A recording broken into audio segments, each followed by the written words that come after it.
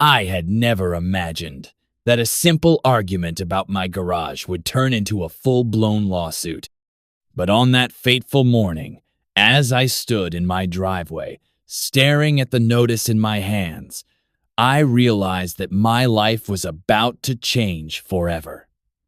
The paper was official, stamped with the authority of the law. It was a lawsuit filed by none other than my neighbor, Karen. She had always been a bit of a troublemaker, the kind of person who took every little thing to the extreme. From complaining about the noise when I played my music too loud, to accusing my dog of digging holes in her perfectly manicured lawn, Karen was the neighbor you dreaded running into. But this was something else. She was suing me over my garage. The notice stated that I had violated zoning laws by turning my garage into a commercial business space. It wasn't even true.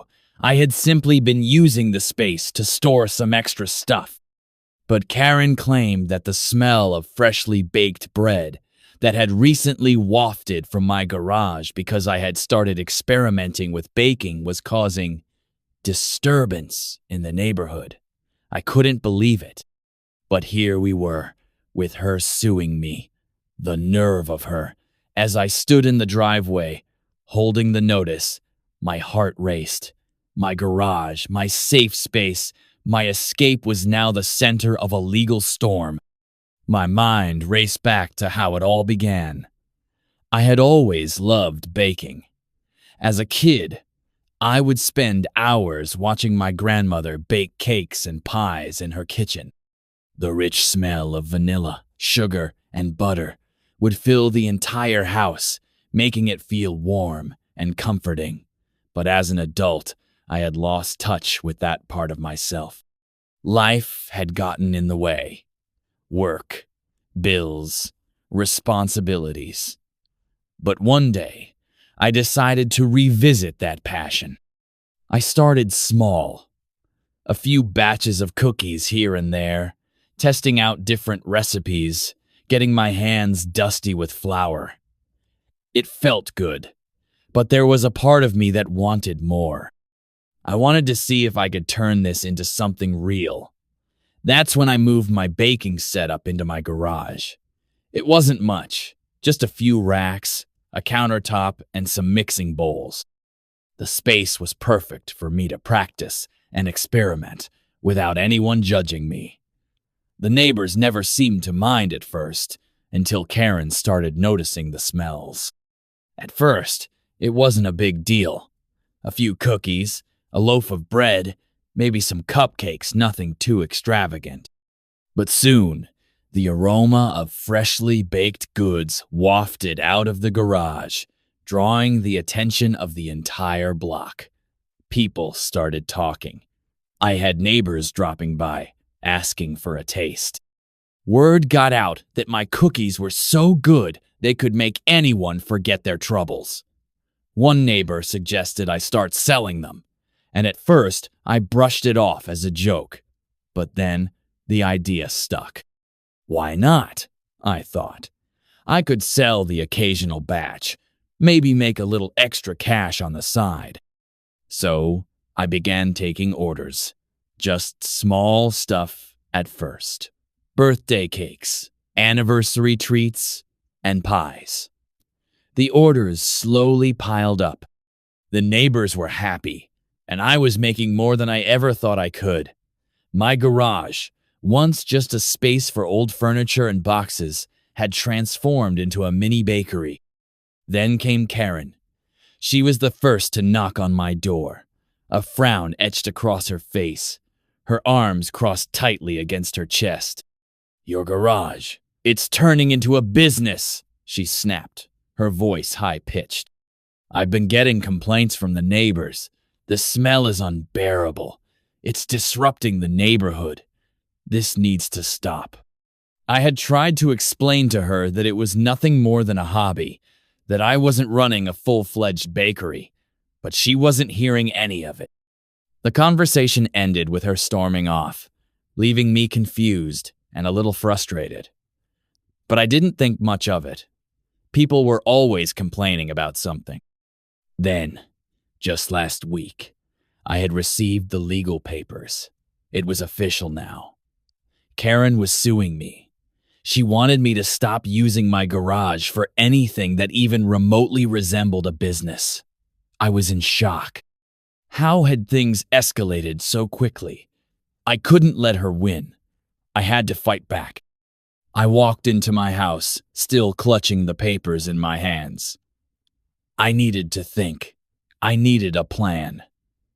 As I paced back and forth in the living room, my phone rang. I glanced at the screen. It was my best friend, Lisa. "Hey, are you okay?" she asked, her voice filled with concern. I don't know," I admitted, sinking onto the couch. "Karen's suing me. Over my garage. Apparently, the bread smell is too much for her." Lisa let out a loud laugh, but I could hear the tension in her voice. "Are you serious? Over bread?" "I know, right?" I sighed. I didn't think it would get this far. I've tried to keep things friendly, but she's determined to make my life miserable. "Okay, listen," Lisa said, her tone shifting to something more serious. "I know you're upset, but what if this is a sign? A sign that maybe you could do more with your baking. If she's so upset, it means you've got something there." I paused, her words sinking in. Maybe she was right. Maybe I had been underestimating myself. What if Karen's lawsuit was the push I needed to turn this hobby into something bigger? "What are you thinking?" I asked, eager to hear what Lisa had in mind. "Why not turn this into a full-fledged business? Not just a side thing, but something real. Maybe you could make this work despite Karen." The idea was wild, but it started to sound more and more like a possibility. But there was still so much uncertainty. I needed to take action, and quickly. I wasn't going to let Karen destroy something that brought me joy. I looked back at the garage, wondering if turning it into a bakery was truly the answer. Could I really build something out of this? Could I prove to Karen and myself that I was more than just a woman baking cookies in her garage? I didn't have the answers yet, but I knew one thing for sure. I wasn't backing down. The garage might be at the heart of this fight, but it could also be the starting point for something incredible. And then it hit me, the idea I had been waiting for. Maybe Karen wasn't the enemy in this story. Maybe, just maybe, she was the catalyst for my future. As I sat there, contemplating what to do next, I made a decision. I would turn my garage into a bakery, and I would do it in a way that would make everyone, including Karen, regret underestimating me. But before I could start planning, I had to deal with the lawsuit. And that meant one thing. A confrontation was coming, and it was going to be bigger than I had ever imagined. But how would I fight back? Would I lose everything?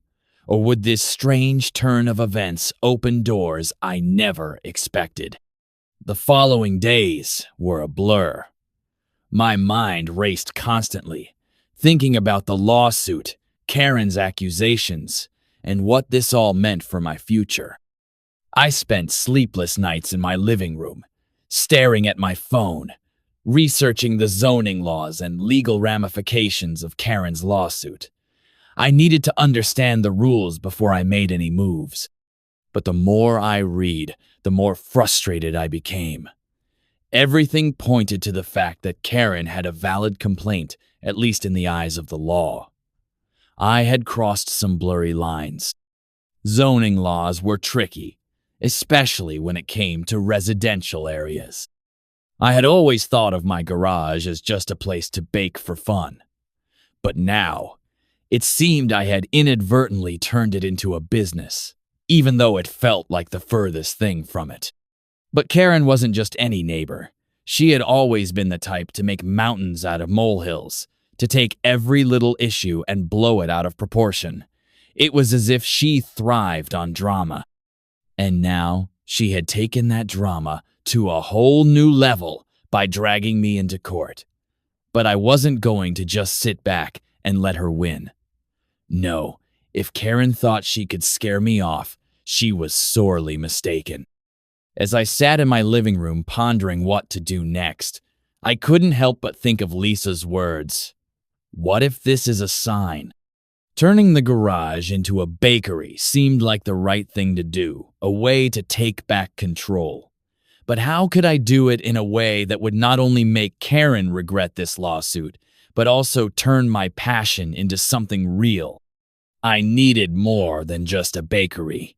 I needed a plan that would show my community that I wasn't just some woman baking in her garage. I was a force to be reckoned with. The next morning, I stood at the edge of my driveway, staring at the garage that had now become the epicenter of a legal storm. I had always thought of it as a cozy, quiet space, but now it felt like a battlefield. The wind rustled the leaves of the trees in my front yard, and the sun cast a warm glow on the scene. But I wasn't feeling peaceful. No, I was ready for war. The first thing I needed to do was find a lawyer, someone who could guide me through the legal mess that Karen had created. I didn't have the money for a big law firm, but I knew I couldn't fight this on my own. I called around, trying to find someone who would listen, someone who understood the local zoning laws and could help me navigate this strange situation. After what felt like hours of phone calls, I finally got in touch with a lawyer named Tom. He was straightforward, no nonsense, and willing to take on my case for a reasonable fee. We set up a meeting for the following day. It felt like a small victory in a sea of uncertainty. But as soon as I hung up the phone, another thought crossed my mind. What if Karen had already told everyone in the neighborhood? What if people were already taking sides, assuming I was in the wrong? If I was going to win this, I needed the support of the people around me. I couldn't just fight this battle in the courtroom. I needed to fight it in the hearts and minds of my neighbors, too. The next morning, I woke up early, eager to take action. I decided to host a small gathering at my house, inviting the neighbors who had been supportive of my baking to come over. I wanted to show them what I was doing in my garage, to make them feel a part of it, to build a community of people who would stand by me. I made a batch of my best cookies, chocolate chip, of course, and some homemade strawberry jam. I set everything up in the living room, with little samples arranged on trays, hoping that the sight and smell of the treats would win them over. By noon, people started trickling in. Mr. and Mrs. Harris, the retired couple next door, were the first to arrive. They had always been kind to me, bringing over freshly picked flowers from their garden and chatting with me about their grandchildren. They were the kind of neighbors who would offer a helping hand if you needed it. "Smells delicious," Mrs. Harris said, sniffing the air as she walked through the door. "What's all this about, dear?" "Just wanted to show you what I've been up to," I explained, trying to sound casual. "I know there's been a lot of talk around the neighborhood, and I thought it might help to have a little get-together to show you all what I'm doing." Mr. Harris raised an eyebrow but smiled. "I've heard the smell of your baking from my porch more than once," he said, chuckling. "If you're doing this for fun, you're certainly doing it right." More people filtered in. The Johnsons from across the street, a few other families from the neighborhood. It felt good, like I wasn't in this alone. Everyone seemed genuinely interested in what I was doing, and the feedback I got was overwhelmingly positive. They liked the idea of supporting a local business, especially one that was built from passion and a little bit of creativity. "I always wondered what you were up to in that garage," Mrs. Johnson said as she took a bite of a chocolate chip cookie. "If this is what you're making, I say go for it. It's like the best cookies I've had in years." "Really? You think so?" I asked, feeling a bit more confident. "Absolutely," she said with a smile. "You've got a real talent here. I'm sure the whole neighborhood would love it." Hearing these words gave me a huge boost. Maybe I wasn't as alone as I thought. Maybe I had a shot at making this bakery idea work, even if Karen was trying to tear it down. As the gathering continued, I could feel the shift in the air. The more I interacted with my neighbors, the more I realized that I wasn't just fighting for my garage or my business. I was fighting for my right to do something I loved, something that brought people together. And as Karen's lawsuit loomed over me, I knew that I couldn't let her stop me from pursuing my dreams. Later that afternoon, as the last of the neighbors said their goodbyes, I felt a renewed sense of purpose. I wasn't going to let Karen take this from me. I was going to fight back. But not just legally, I was going to prove her wrong by building something beautiful out of my garage. Something that the whole neighborhood could enjoy. The next day, I met with Tom, my lawyer. He was calm and collected, reviewing the lawsuit and giving me some legal advice on how to proceed. But when I mentioned the idea of turning my garage into a full-fledged bakery, he raised an eyebrow. "You know," he said thoughtfully, "if you want to take this seriously, you might need to make some real changes. You'll need a license, a permit. You can't just keep baking out of a residential garage forever." I hadn't even considered that. But Tom's words hit home. If I was going to do this, I needed to step up my game. I needed to turn this hobby into something professional, something Karen couldn't dispute. "All right," I said, determination flooding my voice. "Let's make it happen. I'll turn the garage into a real bakery, and I won't stop until I've built something that can't be taken away." Tom smiled, his expression confident. "That's the spirit. But it's going to take more than just baking cookies. You'll need a business plan, a structure in place. You'll need to prove to the city that this isn't just a garage hobby anymore." I nodded. It was time to put the wheels in motion. I was going to take my passion to the next level, and no matter how hard Karen tried to stop me, I was going to succeed. I wasn't just going to win this lawsuit. I was going to turn it into the best thing that ever happened to me. But as I left the meeting with Tom, something gnawed at the back of my mind. What if Karen wasn't done fighting yet? What if this was just the beginning?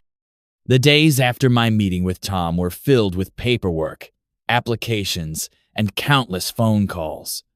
Turning my garage into a legitimate bakery wasn't going to be as simple as just throwing a sign on the door. There were permits to apply for, health inspections to pass, and the small issue of making sure the neighbors didn't think I was running a factory in the middle of our quiet residential street. But I was determined. Karen had pushed me into this corner, and now I was going to take full advantage of it. I spent the next few weeks scouring for local bakery licenses and health department regulations. Tom guided me through the legal mumbo-jumbo, helping me understand what I needed to do to stay compliant. I had to make sure I was running a legitimate business, one that was above reproach. But I also had to be careful. This wasn't just about the bakery anymore. It was about making sure Karen couldn't use any of my mistakes against me. She was watching. I could feel it. As I made my way through the bureaucratic labyrinth, I couldn't help but think about how Karen must have felt when she first saw the smell of bread wafting from my garage. Did she truly think I was going to flood the neighborhood with bakery orders? Or was it just an excuse to cause trouble? Whatever her motivations were, she had awoken something in me that I didn't even know existed. I had been just a woman baking cookies in her garage, but now I was a woman on a mission. Despite all the hustle and bustle, there were moments when I felt utterly overwhelmed. The thought of all the money I needed to pour into this bakery, the time it would take to set everything up, and the fear that Karen would somehow find a way to shut it down kept me awake at night. There were so many things to think about. Marketing, supplies, equipment. I felt like I was drowning in the details. But then I remembered the support of my neighbors. The ones who had tasted my cookies and encouraged me. The ones who told me to turn this into something real. Their words kept me going, and each time I doubted myself, I would remember their faces, their excitement, their belief in what I was doing. I wasn't just fighting for my garage. I was fighting for my dream, and I wasn't going to let Karen or anyone else take that away from me. In the midst of all this chaos, I decided to take a small break, a brief escape from the paperwork and the stress. I invited a few of my closest friends over for a weekend baking session. They had been so supportive throughout this journey, and I wanted to share my progress with them. They would help me test new recipes, give feedback, and enjoy a day of laughter and baking. As we stood in my now neatly organized garage, which had been transformed into a proper baking space, I could feel the excitement building. The countertops were lined with ingredients, the oven was preheated, and the smell of fresh cookies filled the air. It was nothing short of magical. "This is incredible," my friend Dana said, as she carefully piped icing onto a batch of cupcakes. "I can't believe you've turned this into a real thing. It's like we're in a legit bakery now." I smiled. "It feels like I'm on the verge of something big, something that's all mine." Dana laughed. "And don't forget about Karen. This bakery is going to be the best revenge." We all shared a laugh, but I couldn't shake the feeling that Karen wasn't going to go down without a fight. In fact, I was sure she was already planning her next move. But for that afternoon, I pushed the thoughts of Karen and her lawsuit out of my mind. This was my moment, and I was going to enjoy it. That night, after everyone had gone home and I had cleaned up the kitchen, I stood in my garage alone, staring at the new setup. The space looked completely different now, with shiny new baking equipment, fresh racks for cooling cookies, and rows of jars filled with homemade jam and preserves. It was more than just a hobby now. It was a business in the making, and I was proud of what I had accomplished so far. But as I sat down at the small table in the corner of the garage, the quietness of the space seemed to swallow me. I knew that there was still so much left to do, and Karen's lawsuit loomed over me like a dark cloud. There was still so much uncertainty about whether I would succeed or fail. What if I couldn't meet the health inspection requirements? What if the city didn't approve my bakery? What if the neighbors grew tired of the smell of fresh bread? The doubts crept in, and for a moment, I wondered if I was making a huge mistake. Just then, my phone buzzed on the table, snapping me out of my thoughts. It was a text message from Tom. "Karen's lawyer is trying to push the case forward. They want to meet with you next week. I suggest we prepare for a tough fight." I sighed deeply. Of course she was pushing forward. Karen wasn't going to let up, not now, not ever. This wasn't just about the garage. It was personal for her, but I wasn't about to back down either. If anything, the thought of her trying to tear me down only fueled my determination further. I wasn't going to let her ruin everything I had worked for. I had come this far, and I wasn't about to let her win. The next day, I put in my application for the bakery license. The forms were filled out and the checks were written. I had to put down a deposit for the permit, but I didn't hesitate. This was it. I was all in. I wasn't just going to bake in my garage and hope for the best. I was going to create something real. And I was going to make sure it was done right. As the days passed, I prepared for the meeting with Karen's lawyer. Tom kept me updated on the progress of the case, but every time I heard from him, the anxiety in my chest grew. What if I wasn't ready? What if Karen's lawyer had some trick up his sleeve that I hadn't anticipated? I couldn't let that happen. I couldn't let her break my spirit. On the day of the meeting, I dressed in my best suit, feeling nervous but determined. I took a deep breath as I entered the office building, my hands trembling just slightly. I wasn't just there to fight for my garage. I was there to fight for my dream. When I sat down across from Karen's lawyer, a sharp, calculating man named Mr. Roberts, I couldn't help but feel a rush of emotions. He was cold and detached, as if this lawsuit was just another day at the office for him. He barely looked up as he spoke, his words precise and calculated. "This is a simple matter," Mr. Roberts began, his voice smooth. "Your garage is in violation of zoning laws. We're requesting that you cease and desist immediately, or we will take this to court." I stared at him, refusing to let my nerves show. "I'm not ceasing and desisting. I'm taking full responsibility for my business, and I'm making it official. I'm going to do this the right way, and you won't stop me." Mr. Roberts raised an eyebrow, but there was no sign of surprise in his eyes. "We'll see about that." The meeting didn't last long, but I could feel the weight of the situation pressing down on me. Karen had hired a professional, and he wasn't playing around, but neither was I. I had worked too hard to get this far, and I wasn't about to back down now. When I left the office, I felt a mixture of fear and excitement. The fight wasn't over yet. In fact, it was only just beginning, and I was going to give it everything I had. The days after the meeting with Karen's lawyer were some of the hardest I'd ever faced. I was in the midst of a legal battle, building a bakery from the ground up, and trying to maintain my sanity amidst all the chaos.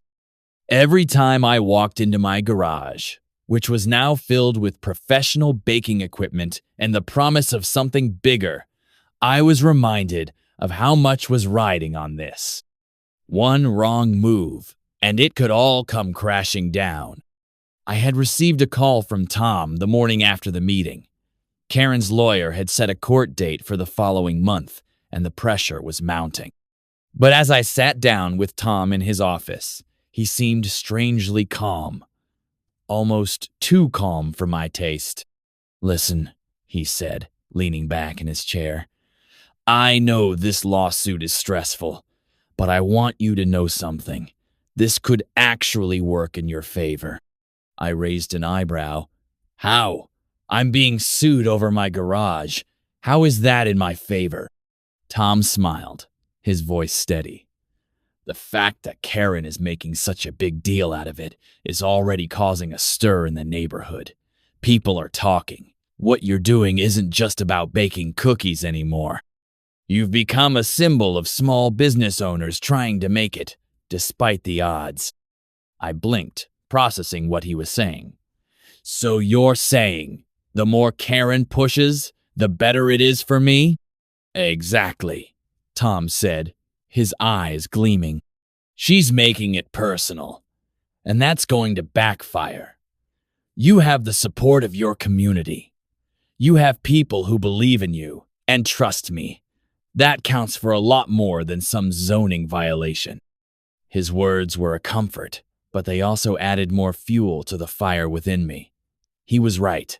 This wasn't just about a lawsuit anymore. This was about building something real, something bigger than me. This was about showing Karen and the rest of the world that I wasn't going to let them tear me down. After that conversation, I threw myself even deeper into the bakery project.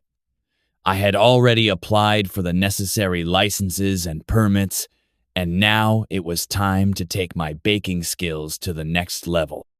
I spent hours experimenting with new recipes, perfecting my signature cookies, and preparing for the health inspection that was fast approaching. One evening, as I was putting the finishing touches on a batch of vanilla cupcakes, I heard a knock at the door. I opened it to find Mr. Harris, my next-door neighbor. He was holding a box of fresh eggs from his chickens, a small smile on his face. "I thought you might need some of these for your bakery," he said, handing me the box. I smiled, touched by his gesture. "Thank you, Mr. Harris. That's so kind of you." He shrugged, his smile widening. "I've seen how hard you've been working, and I want to help however I can. You've got a lot of people rooting for you." His words filled me with a sense of pride. It wasn't just about the bakery anymore. It was about creating something that had meaning, something that brought people together. And I was doing it despite everything Karen had thrown at me.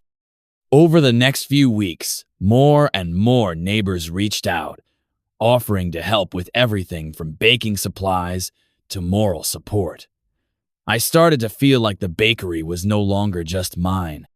It belonged to the whole neighborhood, to everyone who had tasted my cookies, who had cheered me on.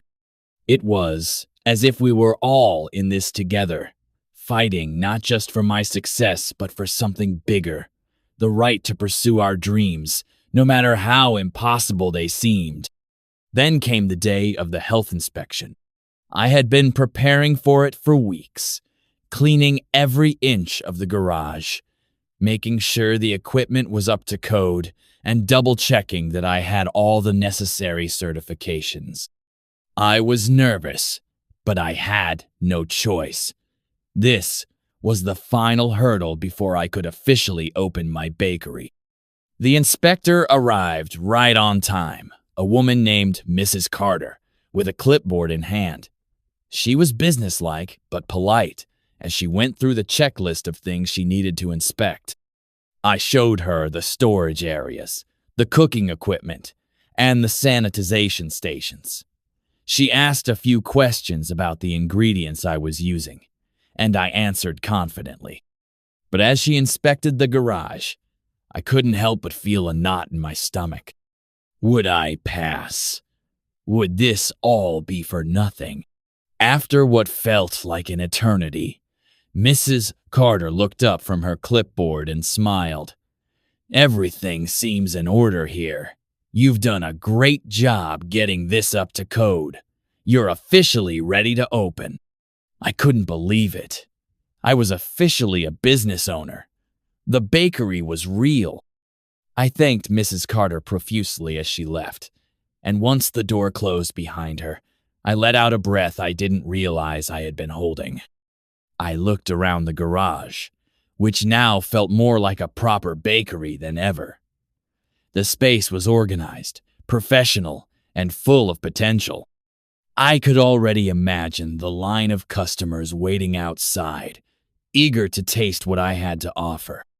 But as I stood there, a small part of me still couldn't shake the thought of Karen. I knew she wouldn't just let this go. She would try to find some way to stop me. The thought of facing her in court still hung over me. But now, I had something real to fight for. I wasn't just defending my garage anymore. I was defending my business, my dream, and the support of the people who believed in me. The next day, I opened my doors for the first time. I had put out flyers, and the word had spread. A small crowd gathered in front of my house, eager to try the baked goods I had been perfecting for weeks. There was a buzz of excitement in the air, and I couldn't help but feel a surge of pride.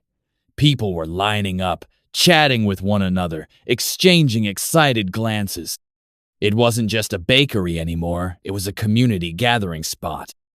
I was busy, taking orders, passing out cupcakes, and chatting with my customers when I saw someone in the crowd who I wasn't expecting. It was Karen.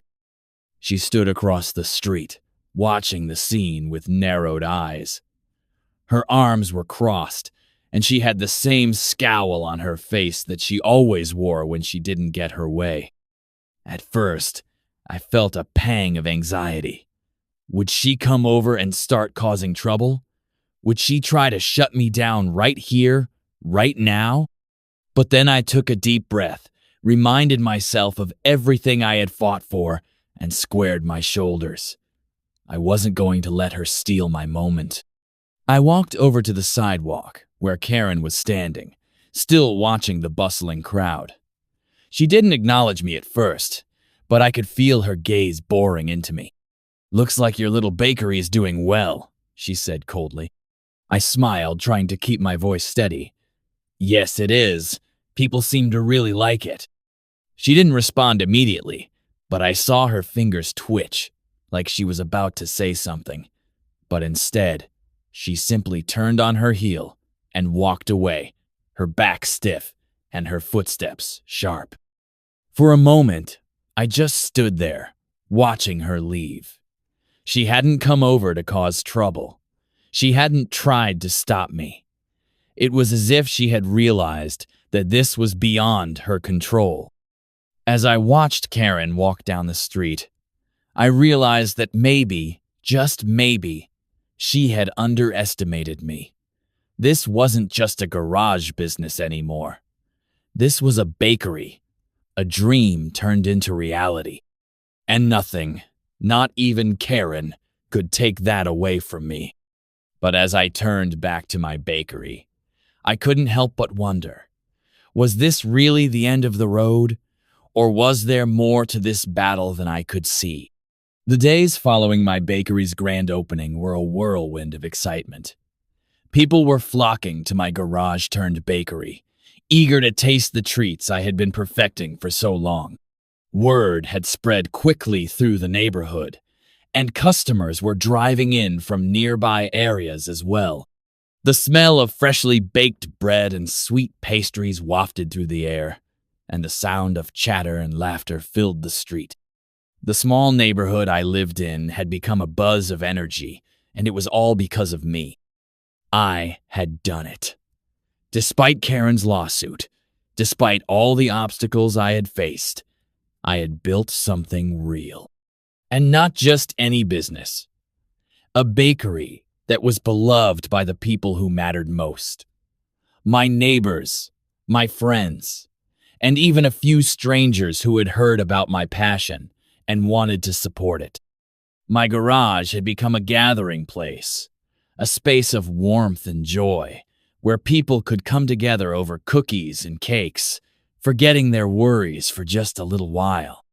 But even as my success grew, the shadow of Karen's lawsuit still loomed. The upcoming court date felt like a storm cloud hanging above my head, waiting to rain down on my parade. I had done everything right. I had followed the rules. But there was always that lingering doubt. What if Karen found some way to ruin this for me? One morning, I woke up to an email from Tom. I quickly opened it, holding my breath as I read his words. "We're going to court tomorrow.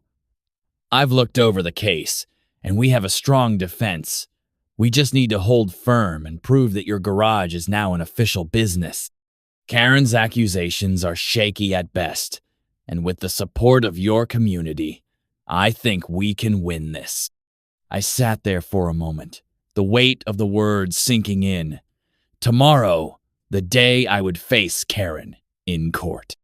This wasn't just about the lawsuit anymore. It was about standing up for everything I had worked for, everything I had built. The day of the trial arrived, and I, dressed in my best suit, trying to hold myself together. As I stepped out of my house and locked the door behind me, I looked at my bakery, my dream, for the last time before the court battle. I couldn't help but feel a mix of emotions: fear, excitement, uncertainty. But there was one thing I was sure of. I had fought for this. I had earned it. When I arrived at the courthouse, Tom was already there, waiting for me with a reassuring smile. He patted my shoulder as I walked up to him, his calm presence helping to ease my nerves. "You've got this," he said firmly. "Just remember, we've got the law on our side. Karen's only fighting because she doesn't like seeing someone else succeed, but you've done everything right." I nodded, trying to steady my shaking hands. What if she tries to find a loophole? What if she gets the court to side with her? Tom shook his head. "The truth is on your side. We have all the evidence, permits, licenses, health inspection reports, and your community's support. If she tries anything underhanded, we'll be ready for it." I breathed deeply, gathering my courage as we entered the courtroom. The tension in the air was palpable.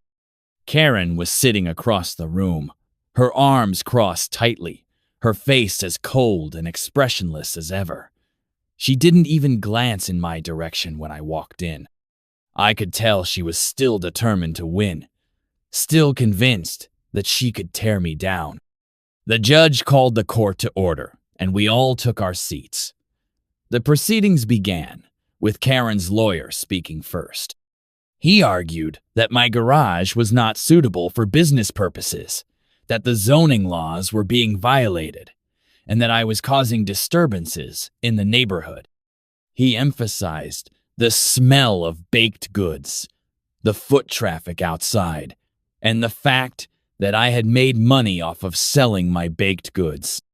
I listened, trying to remain calm as he spoke. Everything he said felt like an attack on everything I had worked so hard for, but I didn't let it rattle me. This was my chance to show the judge and everyone else that I wasn't just some person running a business from her garage. I had built something real, something that brought joy to my community. When it was my turn, I stood and faced the judge, my heart pounding in my chest. I took a deep breath before I began to speak.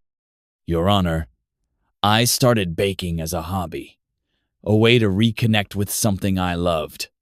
I never set out to run a business. But when my neighbors began to ask for more, when they encouraged me to share my passion with others, I realized that I could create something bigger than just a hobby. I've worked hard to make sure my business complies with all regulations, and I've made sure my garage is a safe and legal space for baking. This isn't just about the smell of bread. This is about a community coming together, supporting each other, and creating something meaningful." I paused for a moment, trying to steady my voice. "I've spent countless hours making sure I'm doing everything right. I've gotten permits, I've passed health inspections, and I've invested everything I have into making this work. It's not just about the money. It's about sharing something that brings people joy. And I'm asking the court to let me continue doing that." I could feel the weight of the words hanging in the air, and I waited, holding my breath as the judge considered what I had said. The courtroom was quiet, the tension thick, and then, to my relief, the judge spoke. "While I understand the concerns raised about the zoning laws and the potential disruptions, it seems that the defendant has made an honest effort to comply with all legal requirements. She has the necessary permits, passed health inspections, and has received significant support from her community.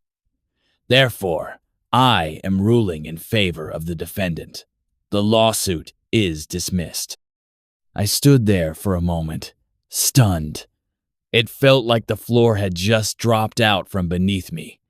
I had won. I had actually won. The moment the judge's gavel struck the table, I felt a wave of relief and disbelief wash over me. The lawsuit was over. Karen's attempts to shut me down had failed. I wasn't just a woman baking cookies in her garage anymore. I was the owner of a legitimate business, a bakery that was thriving, and no one could take that from me. As I left the courthouse, I felt a mix of emotions: victory, relief, and a little bit of exhaustion. But mostly, I felt gratitude. Gratitude for my neighbors, for their unwavering support, for Tom, for his guidance, and for everyone who had believed in me, even when things looked bleak. And as I drove home, I couldn't help but smile. Karen might have tried to tear me down, but in the end, she had only helped me build something stronger. When I got home, I walked straight to my garage, my bakery. It was more than just a place to bake now. It was a symbol of perseverance, of community, and of the power of chasing your dreams. And as I stood in the doorway, looking at the rows of fresh pastries and the busy atmosphere outside, I knew that this was just the beginning. The journey had only just begun. But for now, I allowed myself to savor the sweet taste of victory. No one could take that away from me.